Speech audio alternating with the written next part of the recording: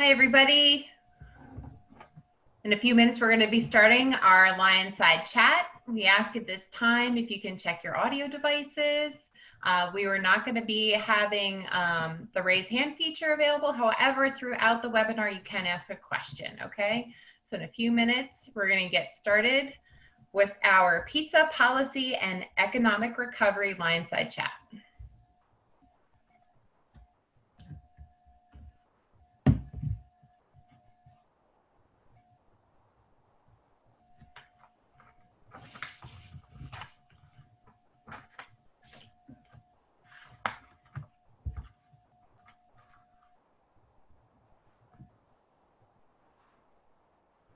Welcome everybody who's joining us.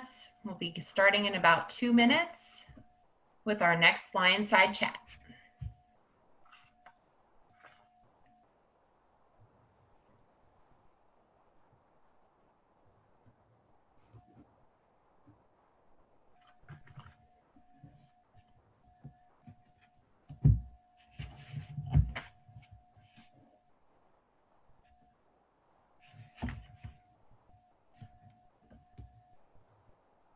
Hello, everyone who's joining us. If you want to go ahead and ready your audio devices, we will be accepting questions throughout the presentation through the Q&A feature. So please either jot them down, accept them as we will be accepting them throughout the presentation, and be sure to get to as many questions as we can for Dr. Lolita Paff following the presentation.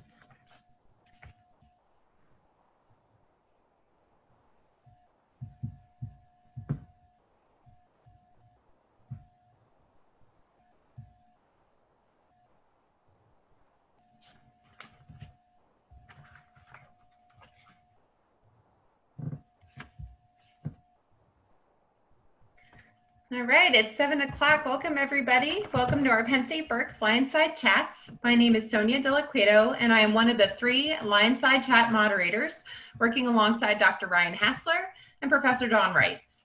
So come on in. Welcome to our campus. We're so glad that you could join us today. Before we get started, we wanted to show that you could please feel free to submit questions throughout the program via the Q&A feature. We're not going to be utilizing the raise hand feature this evening. Once the presentation concludes, we will facilitate a discussion with our presenter, Dr. Lolita Paff. We will also be recording today's session so you can revisit the topic or let friends and family know about what you learned tonight. So tonight we are going to welcome Dr. Lolita Paff, who is an associate professor of business and economics at Penn State Berks, where she's worked since 2001.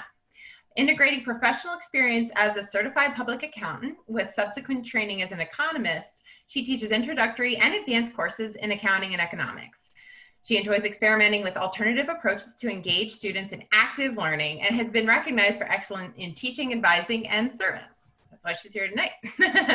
Dr. Paff's early research addressed state-level research and development tax credit incentives, interstate tax competition, and technology policy. Her current scholarship focuses on classroom and online interaction, metacognition and critical learning skills, learning-centered instruction, and motivation. And as a fun fact, in her spare time, Lolita loves to knit. So we would like to welcome you, Dr. Paff. And I'm gonna go ahead and let you take over the show. Okay, I'm going to yep, let's see, I'm going to share my screen. Here we go. All right, are we ready? We are ready. Beautiful.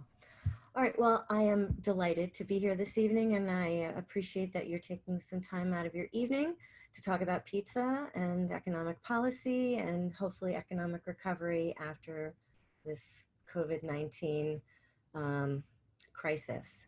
So pizza, why pizza?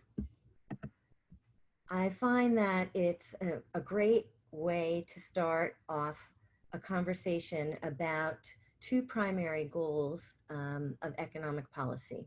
One is efficiency, and this is the one that gets a lot more attention. So when you think about a pizza, and if you had a set amount of ingredients, you would want to make your pizza be as large as you possibly could. You wouldn't want to waste flour or cheese or sauce. You would want to make sure all of it got used so that you could bake the largest pie possible.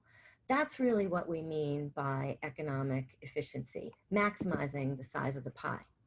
Now, most of the courses that I teach are in microeconomics, and so we aren't always looking at the large macroeconomy. We're looking at little slices of economic activity, individual markets. And so when we talk about market efficiency, instead of pizza and how big the pie is, we would be looking at a supply and demand graph like you see on the screen. Efficiency in that context is looking at this idea of surplus. And you can see on the graph, area F is the area of consumer surplus and area G relates to producers. And let me give you a little analogy. If you've ever been to the store and you expect to have to spend $30 on an item, you went specifically there for an item and you think it's going to cost you $30. And when you get to the store, you find it's on sale and you only have to pay $20. You not only have that savings of $10, which is a great thing, but if you have a little bit of inner excitement, like, yes, I've scored a deal. I just got a great bargain. That little extra happiness measure, that's a great analogy for consumer surplus. Every time you get to buy something that you believe has a high value and you get it for a lower price than that maximum you'd be willing to pay, that's the area of consumer surplus in that graph. And likewise for sellers, if they're selling at prices that are higher than the bare minimum they'd be willing to take, it's generating producer surplus. So when we start to think about economic policy and some politics, and we hear folks talk about let markets be, and we should allow free markets to operate without government intervention, those free market thinkers, they're relying on this definition of market efficiency. And in the cases where the supply and the demand curves really are capturing all the costs and the benefits, then a market really is an efficient way to allocate resources. However, what isn't talked about quite as often is when those two curves might have some information that's missing. And in those cases, even though it might appear that the market is operating efficiently, if we are missing benefits, then the demand curve is inaccurate. Or if we're missing costs, or some costs or benefits are spilling over external to that market activity, then an unimpeded market outcome might actually be inefficient. And sometimes we debate and discuss whether or not all those costs and benefits have actually been captured. So the folks that hang their hat on market efficiency have some theory behind them and some evidence in practice, but it's not universal. It's not always the outcome. Another way then to look at productive efficiency would be on a more macro level, and this is known as the production possibilities frontier. And it's essentially a model of a very basic economy where there's only two goods being produced. And so if you look at the vertical, it says the quantity of guns produced, and on the horizontal, it says quantity of butter produced. So in this little pretend world, the country only produces these two goods, and they're often analogous for military spending versus consumer goods spending. And so given a state of land, labor, capital, and technology, that frontier is showing all of the optimal possible combinations of output. So if we are skewed towards point B, we're very heavily military spending focused. And if we're more towards point C, we are more domestic good, consumer goods oriented, and point D looks like it's in the middle. Point X is not currently achievable because it's outside the frontier.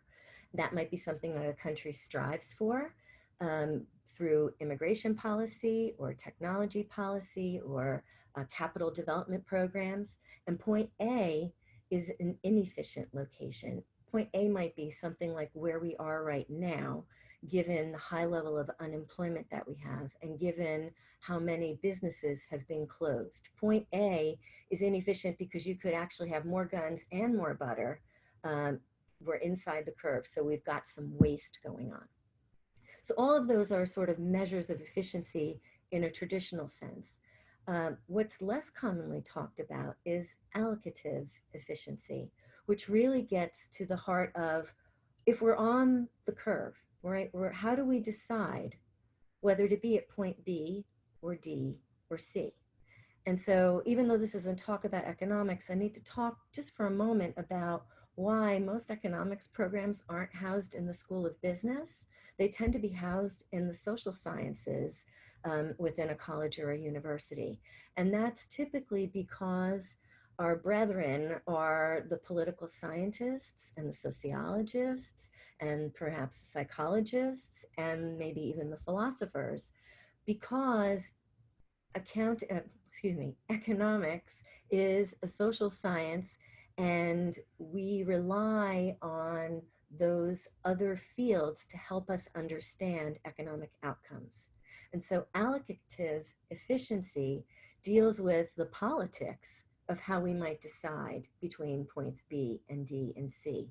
And an outcome might be considered inefficient if a society is located, let's say, at point B, with a lot of military spending. So maybe we could think in terms of North Korea, where the population might really want to be at a location that has far more consumer goods, and yet the political structure has forced them to very heavy military spending. And so whenever there's the desires of the population are one thing, and where the economy is actually located on that frontier is something else, we are again at an inefficient outcome. So I'm providing some background and some theory so that when we look at some of the data, we'll have a lens, a series of lenses from which to view those results and consider why making successful policy is so challenging. Now, in addition to being efficient or seeking policies that have an efficient outcome, another goal of economic policy can be related to equity. And when we refer to equity, an economist is typically really talking about fairness. So again, we're back to the pizza. And so we've made the pie as large as we possibly can for being efficient, but we haven't talked about how's it going to get sliced.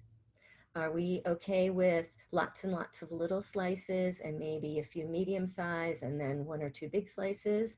Are we, is it acceptable to have one really big slice and everyone else has tiny, tiny slices? Do we want everyone to have a fairly even share of the pie? So equity deals with how these resources are distributed. And so again, when we think about economic policy, I want to remind us that sometimes policies are put in place to try and accomplish some other goal besides manufacturing efficiency. So when we think about income inequality and the rising gap between the wealthiest in our country and the poorest in our country, or we think in terms of inefficient or inequitable outcomes based on gender, sexual orientation, or racial pay differences, that's an equity issue. When we think about debates around the minimum wage or a living wage, or how our tax system is structured and how different forms of income are taxed at different rates, all of those hearken and boil down to questions of equity.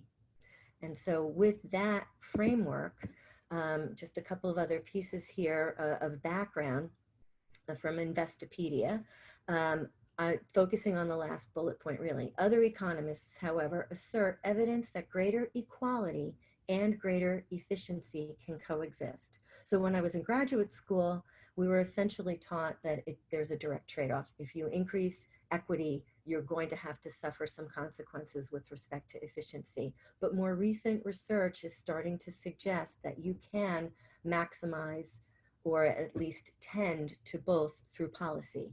And in a business sense, I would put it in two examples.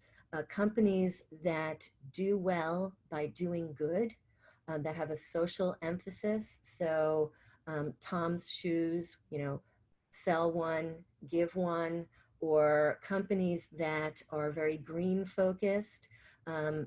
Those are examples where equity is being addressed while profits are being sought.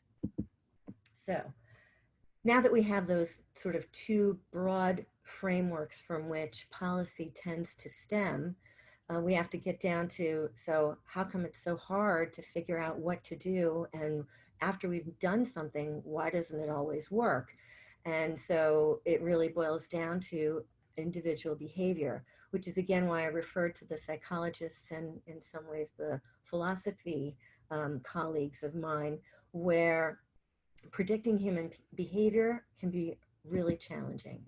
And so prior LionSide chats, my colleagues in chemistry and biology give some fascinating talks, and in some ways I'm really jealous that they can do their work in a lab. A social science like economics, you can't conduct those experiments in a lab. And so we can only learn from our history, learn from past experience, and then we can conduct some policy changes, and then we sort of have to watch to see how they unfold. And the unintended consequences, that shocked look there, that pretty much happens all the time, even when researchers and policymakers have tried their best to try and make good policy. It's hard to predict how people are going to react. And so with that, let's talk about how things usually work, all right? So let's pretend this was January. Maybe we should go back before January. Let's say it was the end of December of last year. The diagram that you see in front of you is the circular flow diagram. And it's a model of how economic activity typically flows, right? So households provide labor services, businesses pay them salaries, households then buy the goods and services that the producers produce, and then both sets are paying taxes to the government, and we have this very nice healthy flow. One organization or unit's outflow is another's inflow. That's how things normally work. Then we have COVID-19, and we end up having to close down in order to try and flatten the curve so that the hospital systems in the hardest hit areas particularly would not be completely overwhelmed. And so with all of the massive closings that occurred, we have all of these little X's demonstrating the different types of shocks that have occurred and essentially blockages to the flow of activity. This is a little more complex diagram, but it is essentially the same principles, except with additional smaller subflows going on between the government and businesses, households and businesses back and forth, and then incorporating international trade and the financial or banking sector. And so, as we know, over the past several months, things have been fairly broken. And before we can really go on to understand the remedies that have been put in place and the policies that have been enacted, we have to have a little bit of background about the US context. I think it's important for us to realize that there were underlying cracks in the system, weaknesses in our financial health as a nation that put us in a very bad position before the pandemic. And so this data from KPMG, another large accounting and consulting firm that did the research, shows that about 40% of American households could not cover a $400 expense. This is prior to the COVID outbreak. And so what that meant is they'd either have to borrow or they'd have to sell something, or they just flat out would not have access to the resources to even cover a $400 expense. And given the magnitude of the shutdowns, we've had a whole lot more need for cost covering than just $400. And so we already had some weakness sort of underlying in our economy before the crisis. And then from a health standpoint, I think it's also important to point out that we do not have universal coverage. And so there are some statistics here with respect to last year. And this was the most current data that I could find from the National Center for Health Statistics. It's a government agency. And that shows that over 13% of Americans had no health insurance up through the middle of June. And there have been actions on the federal level to dismantle some of the Affordable Care Act, otherwise known as Obamacare. So more people have actually been losing insurance pretty systematically since that June time interval. And so we have a fair amount of people who can't handle a financial crisis of even $400, partnered with a lack of health insurance coverage for a considerable number of people in our country. And then we have a health crisis, which feeds into an economic crisis. And so the government response was the CARES Act. And there have been a few follow-up pieces of legislation, but this was the big one. And this is where the Congress, with the president's approval, passed all of these forms of expenditure to various groups. Most people are most familiar with the PPP, which was essentially supposed to be directed to small businesses to help them continue to make their payroll so that folks wouldn't be laid off. There were some glitches with that. And then the other big piece that most people are familiar with was that one-time payment to individuals, commonly known as the $1,200 checks that were sent out. The effectiveness of these disbursements have been mixed. I think it's helpful to sort of look at what has the US done in comparison to some of the other developed countries that were also fighting pretty heavy outbreaks of COVID.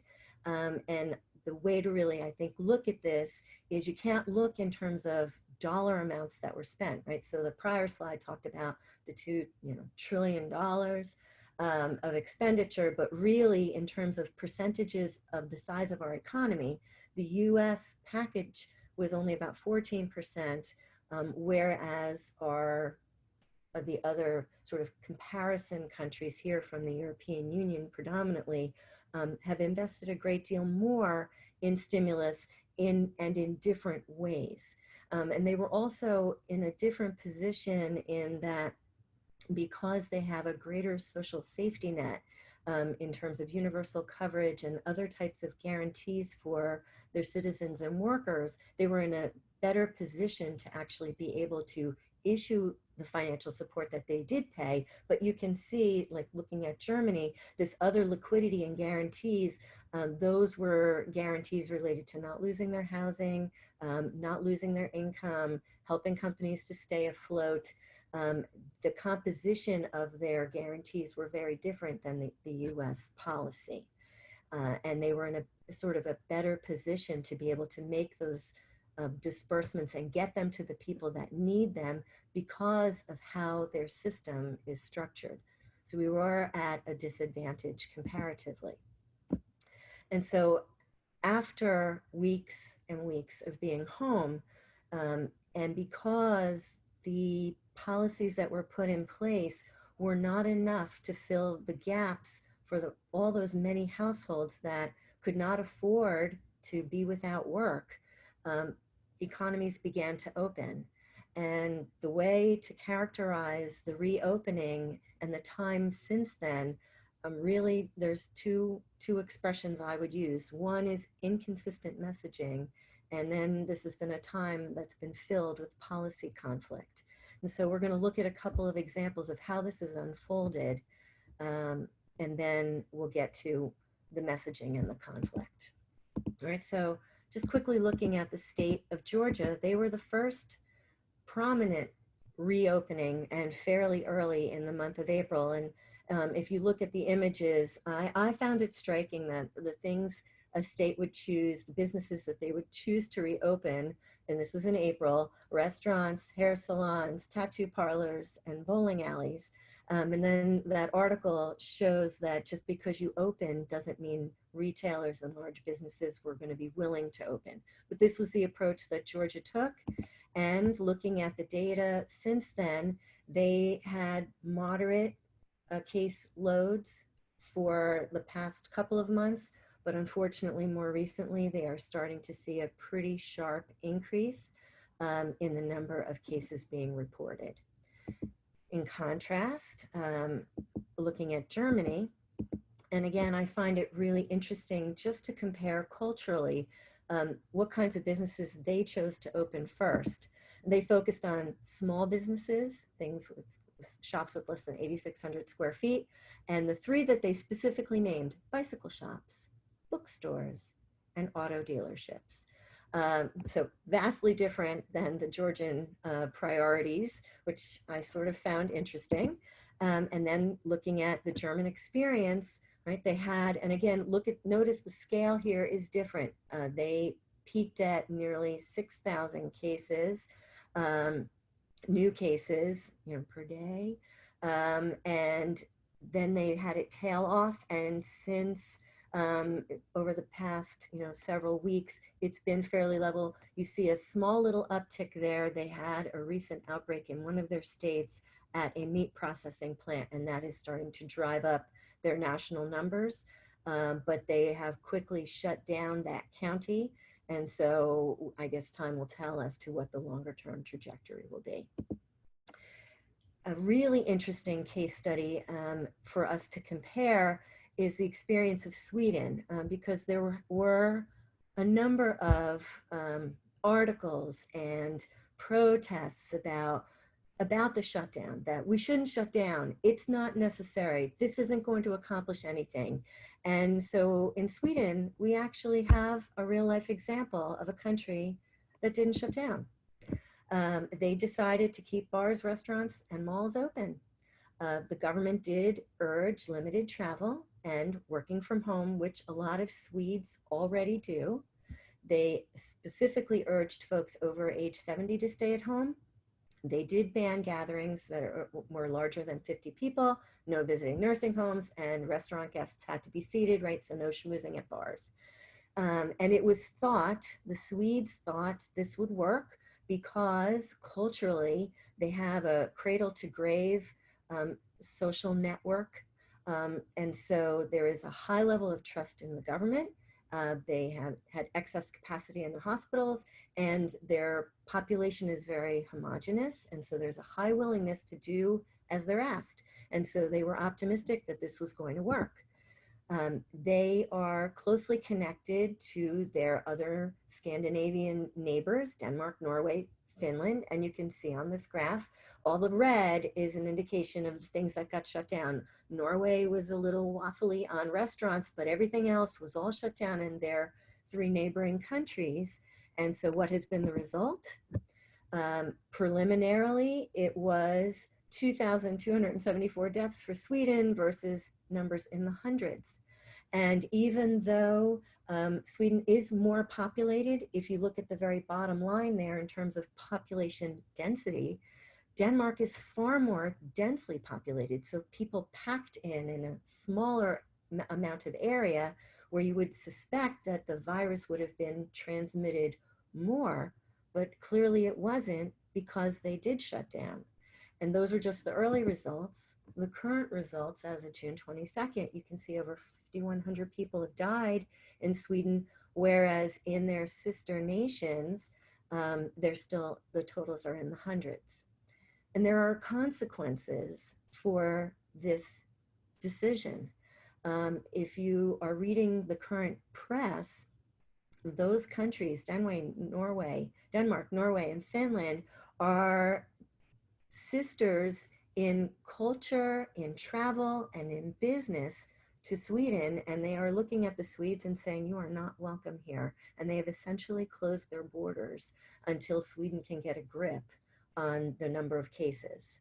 And I think that echoes the current articles in the news now, where the European Union is looking to open, except they're not looking to allow US citizens to travel abroad to visit the EU because we have not gotten our caseload under control. And with the spikes in increasing numbers of cases, there are travel consequences and there are economic consequences. And so as we look ahead, right, there's that curve in the road. On the one hand, can we know what's coming? And on the other hand, yeah, we sort of can, right? There is science and there is past experience and there are predictions being made. So let's look at what they are. Typically, economic recovery is described as a V, a U, or an L, and everybody wants a V. So let's look at what a V or a U or an L looks like. And I'm just going to briefly go over the 2008 economic banking crisis, where the Canadian experience was the V. So that hot pink line where you see the sharp drop and then the pretty short spring back up, where then the pink goes back to hugging the trend line, that is an illustration of a V. The shaded gray area shows you that the time of the crisis was fairly narrow.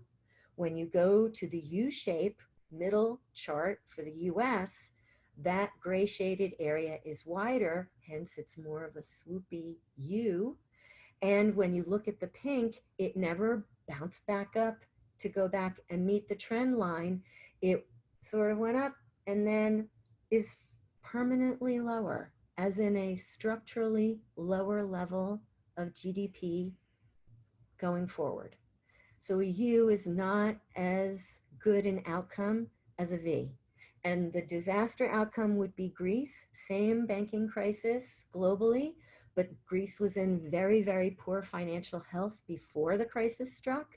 And so you can see their gray shaded area is even broader. The drop took much longer and there's no spring back up. It's a leveling. They're not going back to their pre-crisis trajectory.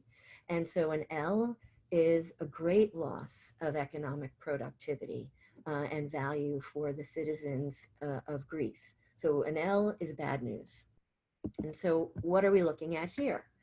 I want to mention that a lot of the research I've drawn from are from business, media, and think tanks and government sources. I'm going to provide the resources.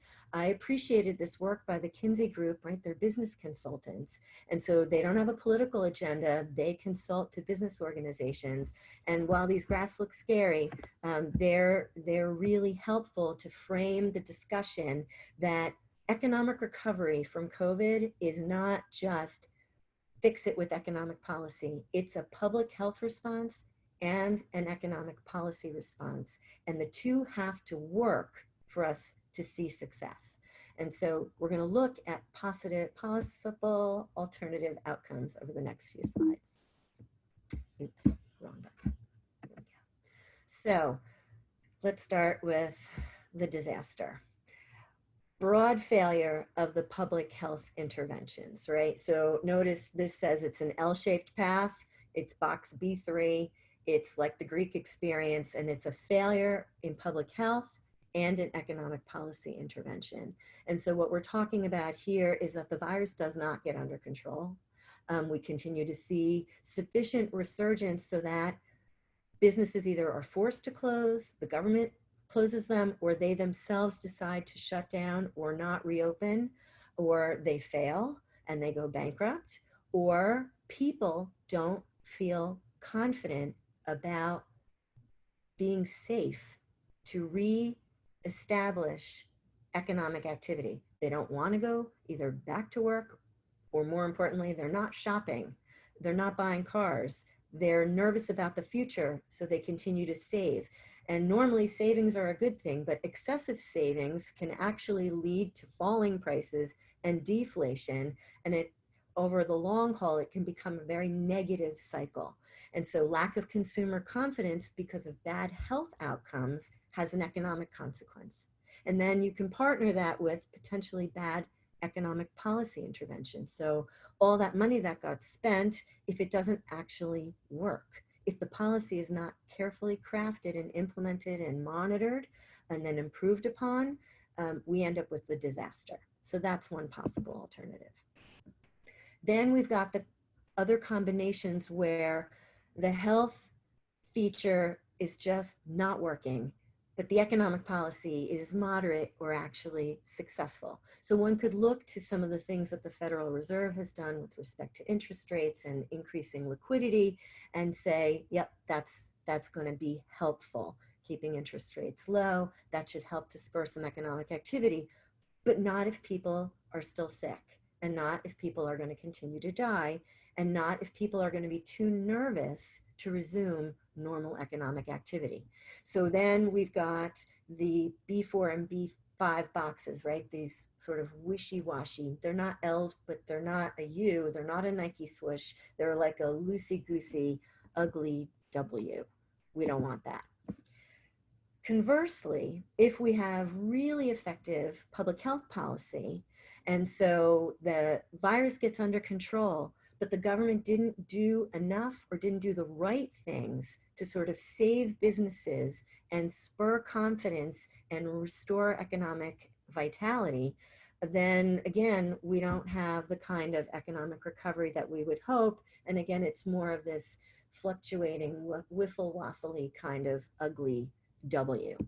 And so how do we get to those top four boxes where A4 is the V, A3 is sort of the U, the US experience in 2008, A1 and 2 are more like what some economists are now referring to literally as the Nike swoosh.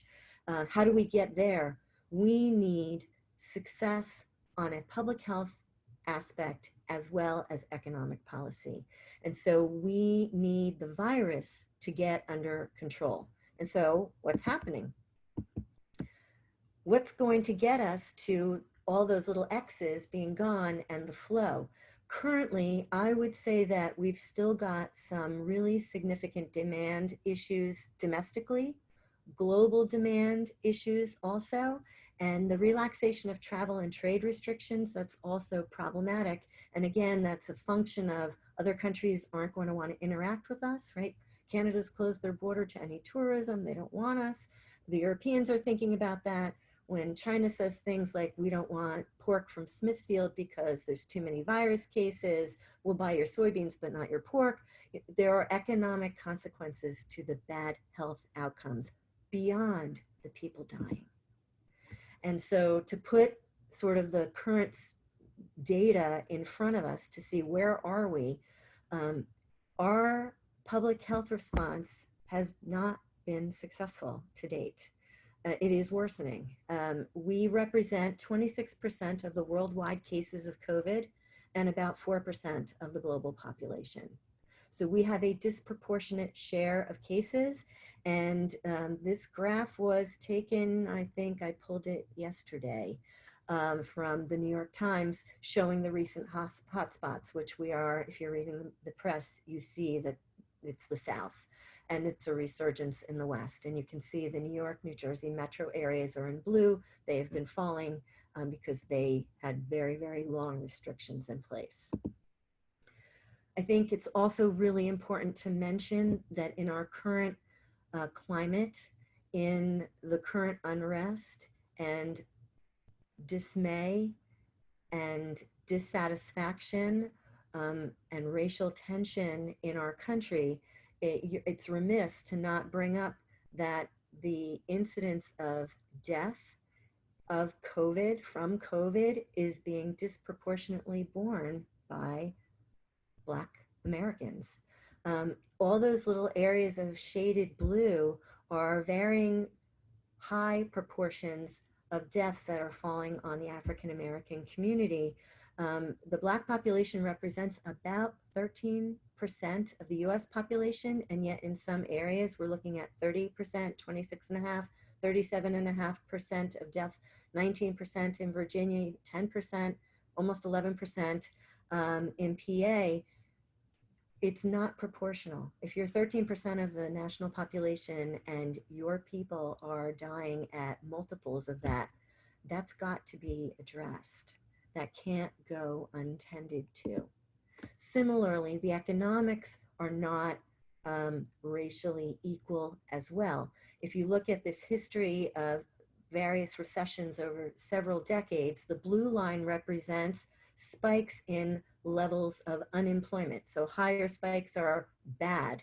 And in all cases, the African American experience is higher. They experience higher levels of unemployment, and that is holding true here. And there's not much data, but you can see there's a blue line above the gray line in the 2020 column. So again, the economic pain is being disproportionately borne by people of color. And so when we look globally, where do things stand? The predictions for contraction, right? So the bigger the number, the worse it is, right? They're in red because these are contractions. Globally, this is from the World Bank.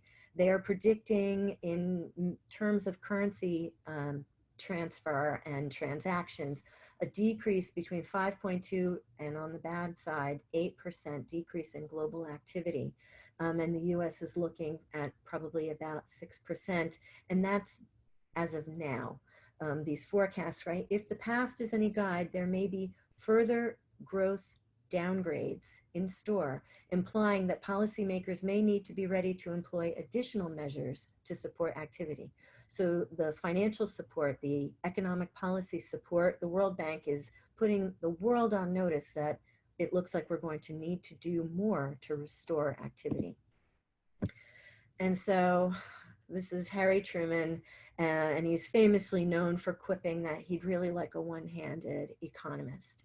And the reason he'd like a one-handed economist is because we always say, well, we could do this on the one hand, but on the other hand. And so perhaps you're wondering, what's my prediction?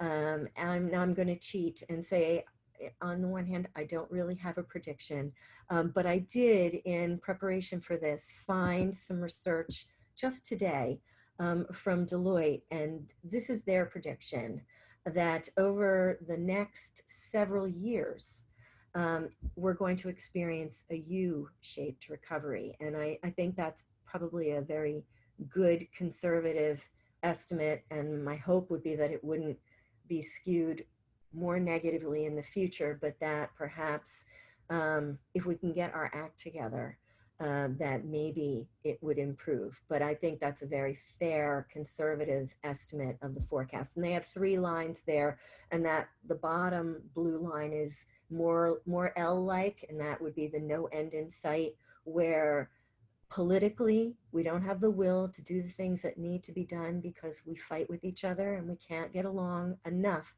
to put the best needs of the country forward. And health-wise, we get so politicized that even the act of simply wearing a mask now seems to have political overtones to it. And if we can't get just mask wearing to try and stem the virus, to get people to social distance and do all the other things that are going to be necessary, if we can't do that, we're really setting ourselves up for economic failure. It's not just about economic policy, it's about healthcare policy as well.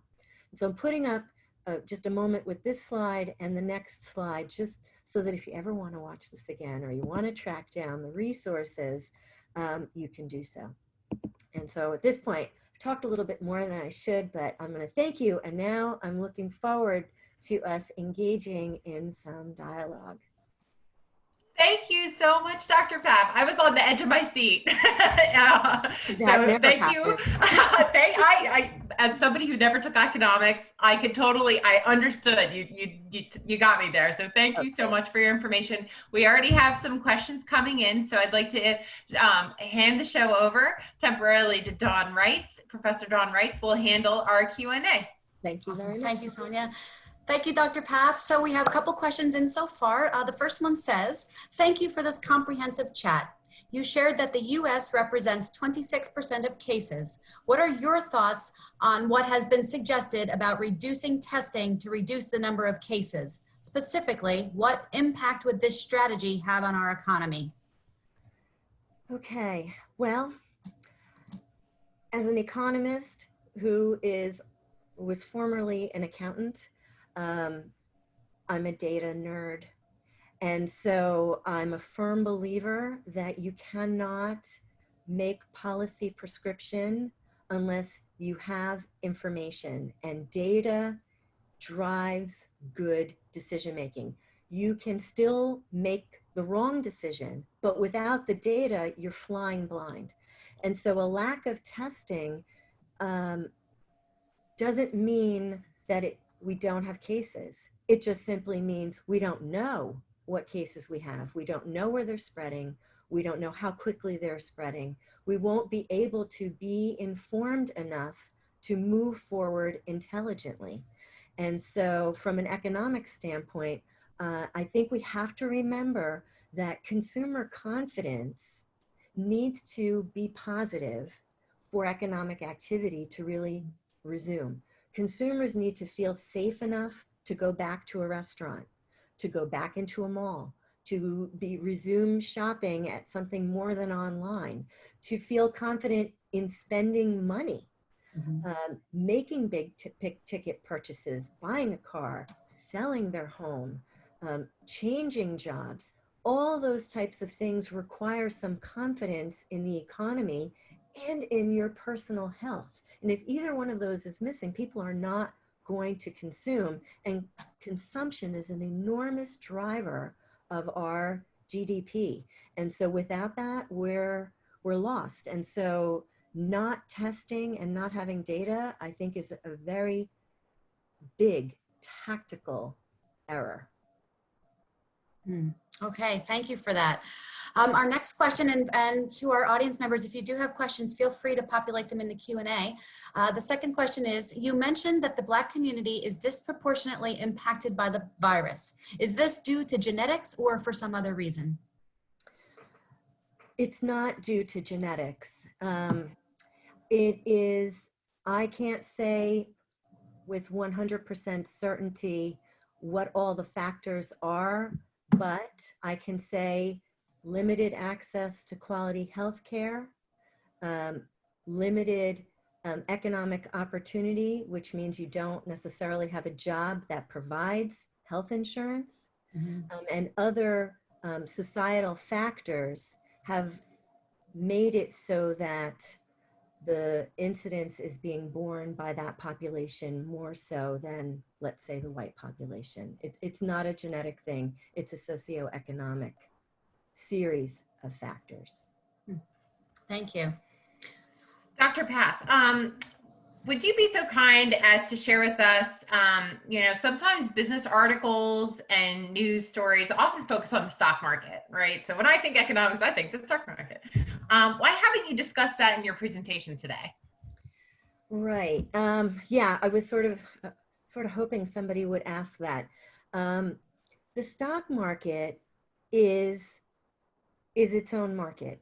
And people look to it as some type of signal, but it is often not closely aligned with what's going on Wall Street, or excuse me, on Main Street in small towns, and with underlying economic activity. So for example, when oil prices fall, the stock market might not be happy about that.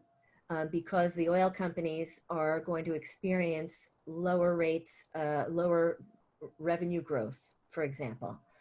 But for individual consumers, it might actually be a good thing.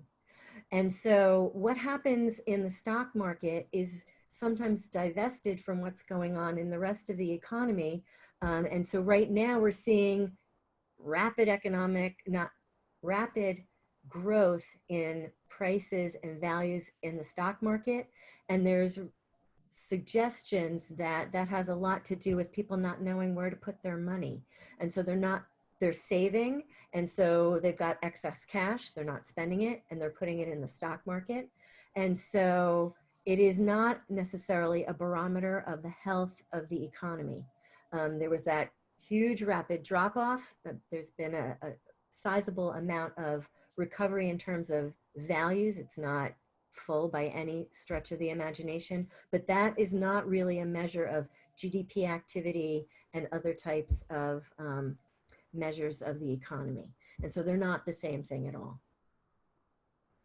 Okay, good, thank you. Another question I have is, what do you think the economic impact would be of a second shutdown versus the economy staying open during the second wave? Does that make sense? Yeah. That's a really hard question to answer. So let me think about this for a moment. So let's think, what are our alternatives? If there are rampant cases, we could choose to ignore it and not shut down. And then the costs are measured in human life and lost economic activity that might be stretched out for a longer period of time. Whereas if we see that there's a resurgence in an area and we decide to make the hard call and close, it may be that what we saw in March happens again, but on a much smaller scale. If there are localized shutdowns, it's a precipitous drop and then a more sharp return as soon as we're able to reopen. That would be my prediction, but that's just sort of thinking about what happened in March and the type of bounce that we are starting to see in terms of economic activity starting to resume. I'm thinking about the German example as well. They have generally got the virus under control, but in that one state in northern Germany with the meat processing plant, the community is closing down, right? They are restricting activity, and the citizens of the area are not happy about it. But the government's response is, we need to do this. And the response looks to be that they will actually potentially be going after the meat processing company to try and bear some of the costs and the responsibility for the outbreak, which I think would not be something we would see here. So I don't know if I really answered that question. That's a really hard, I think that's a really hard question to ask. I think it's an appropriate one. So I will say this, I think it should be one of the options on the table if things continue to progress badly in some of the hotspot flare-up areas now. That's great. And one of the things that really resonated for me in your chat tonight was your comment about being jealous of your scientist colleagues being able to do their work in the lab. And we appreciated the LionSide chat shout out as well. So I'm really curious. I hadn't really thought about the economic space in the social sciences until you made that comment before. So how does that impact what you do because of the fluctuation and because that you're not in an actual laboratory with all of these controls? How does that impact your day to day? Right. So in the same way that a lot of the news media focused on the 1918 pandemic as a learning experience and a possible predictor for the global pandemic that's going on now, we look to economic history for examples. And depending on the type of economics, there are some opportunities to do some testing, if you will, in like small controlled experiments on human behavior, right? Behavioral economics is a specialty where we try to understand how people make investment decisions or risk decisions. But when we're talking about macro policy, we have to look at history. And then as soon as you've got some data, you use that to run and test different models. And so you've got a whole cadre of economists who'll be developing different types of models to make predictions. And then you'll have, I'm more of an empiricist, so I like to look at data and test whether or not the models align and are jiving with what we see in experience.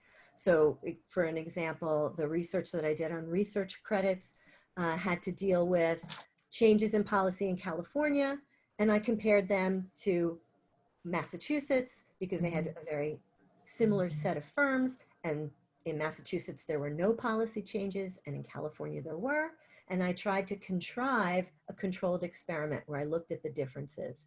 But it's a really imperfect environment. A lab allows you to control for everything and change one variable at a time, and you really get to see what happens, and you can try for replication. And yeah, not in economics. It's really tough.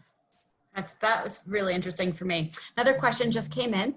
The federal government has the ability to print money. What are the downfalls of them printing more and more to send out to businesses and constituents?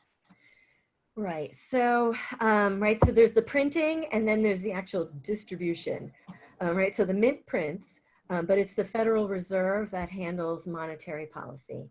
And they do that through a variety of different mechanisms. They can set how much in reserve banks need to keep. They can decide to change interest rates so that more or less investment takes place. They can decide to purchase, and by purchasing corporate securities, they then are taking cash out of their reserves and putting it into the marketplace. So that would be a very primary way. They call that quantitative easing, right? They're easing into the money supply and they are growing the money supply. The downside risk is that law of supply and demand, the more you have of something, the lower the price. And so in terms of dollar value, it's worth less. And so you can have inflation, and in terms of exchange rate, the value of the dollar can decline. And those are the long-term downside risks. Okay, good. We have another one in here. Would a universal basic income help or hurt this economic crisis in the short or long term? Well, so let me preface that with, I don't see that ever happening here. I just I don't see that becoming something that enough Americans could wrap their head around culturally to be accepting of that. But that said, I think there was much more acceptance of the shutdowns in the European countries where there were more, there was much stronger confidence in that financial security that could be provided by their governments. And so universal income or social safety nets that guarantee that folks aren't going to end up on the street, without a home, without food. If you've got that kind of confidence that you trust your government, then you're willing to bear with a whole lot more of shutdown and policy prescription and wearing masks and all of that. We have very little trust in our government. And so we're balking even at wearing a mask. And so then to have folks abide by staying home is a really big ask. So if culturally we were in a place where we had greater trust because we knew deep down we'd be taken care of, sort of the New Deal of the 30s, where people didn't really have to fear anymore that they were going to starve. If we had that kind of confidence, yeah, I think we'd be in better shape to deal with trying to get the virus under control. Absolutely. All right, excellent. I think we have maybe time for one more question. I know, Sonia, did you say you had one? I have one more. So okay. What's, Dr. Paff, what's your prediction? Like what's the best case scenario that you could see happening for us here in the United States?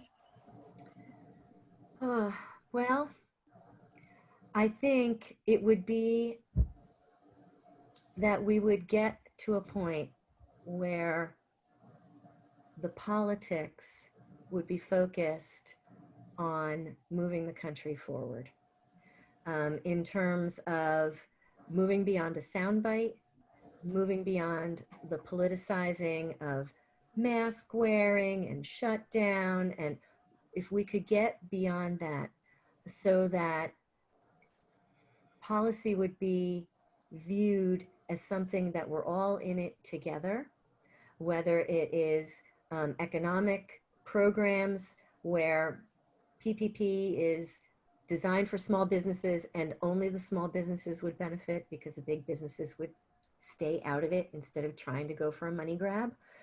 If we could just get to that point, I think we could tackle the virus and restore economic activity.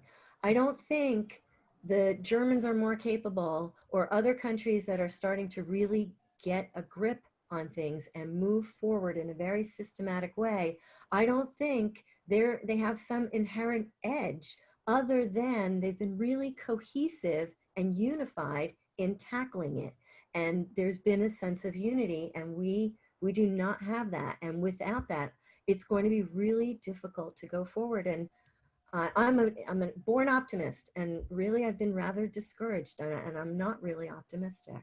I hate to end on sort of a downer, but so I'll just say this: if you're unhappy and you haven't been voting, vote, vote, pay attention. Excellent. Thank you so much, Dr. Paff. This is remarkable. Thank you so much for chatting with us today and increasing our awareness of, the fallout of unintended consequences. And we have resolved the fact that the letter L is my least favorite letter of the alphabet. So you got through to me. We'd also like to thank Trevor for standing by, our tech tutor for standing by with it in case we had any technical difficulties. And we'd like to thank you, our audience, for joining us all today. Please, as you click out of the webinar, you're going to receive access to a survey. Just take a few minutes to give us our feedback, give Dr. Paff your feedback, and let us know what you thought about today's chat and share some ideas for future chats. You can also reach out to us via email. You can see our information is on the screen. And our next chat actually is coming up this Tuesday, June 30th, regarding imposter syndrome in college and students who feel like they might be fake and maybe not belong. So we would love to see you. Be sure to come back soon and meet with another faculty, staff, or student from Penn State Berks who's going to share their experience with us. And stay safe, Berks and beyond. And we're signing off until next time. This has been the Penn State Berks LionSide Chats.